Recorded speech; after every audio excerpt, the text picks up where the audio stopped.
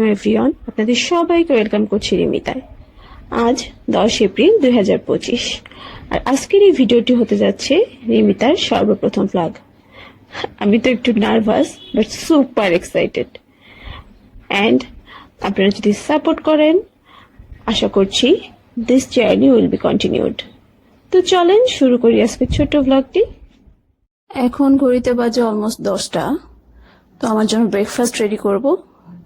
আসলে হলিডে ছাড়া আমার একা একাই ব্রেকফাস্ট করতে হয়, তো আমি সবসময় প্রেফার করি ইজি টু গো এমন কিছু। এত ঝামেলা করতে ভালো লাগে না একার জন্য।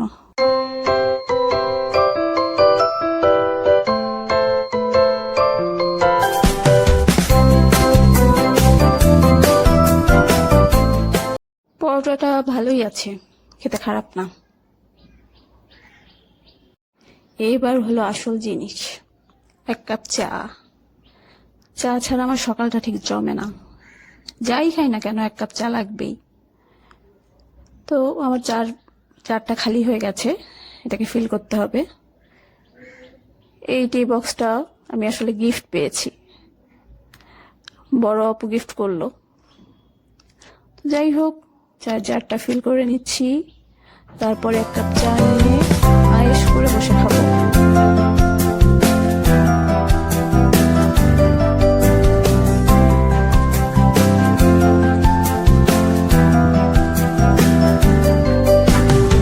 আবার চলে আসলাম কিচেনে, দুপুরে রান্না বান্না শুরু করতে হবে।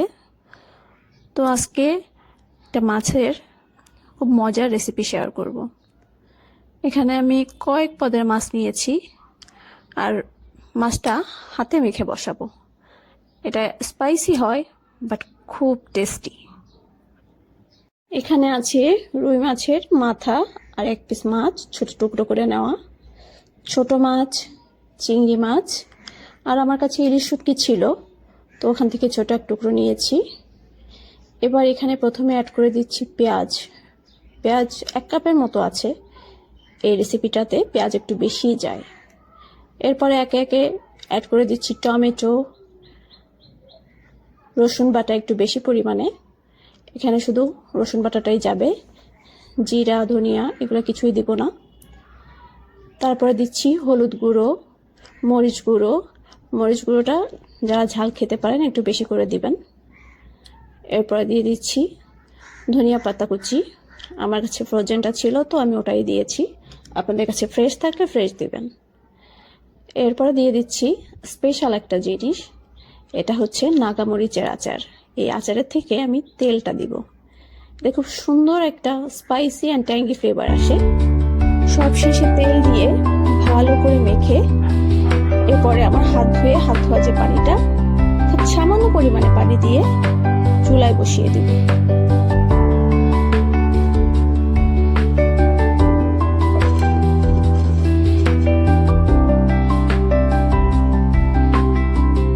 সুবহানাল্লাহ, কি যে সুন্দর একটা স্মেল আসছে।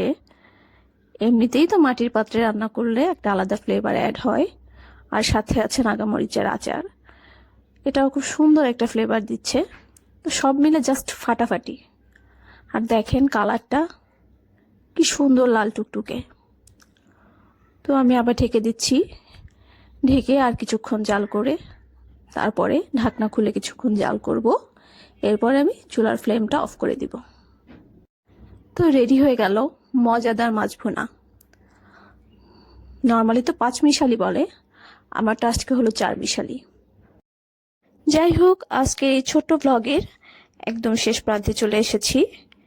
যাবার আগে সবার কাছে রিকোয়েস্ট, এই ছোট্ট ভিডিওটার বড় বড় যে ভুলগুলো সবাই ক্ষমা সুন্দর দৃষ্টিতে দেখবেন। সবাই ভালো থাকবেন, সুস্থ থাকবেন এবং গাজার নিপীড়িত মানুষের জন্য দোয়া করবেন। আল্লাহ হাফিজ, আসসালামু আলাইকুম।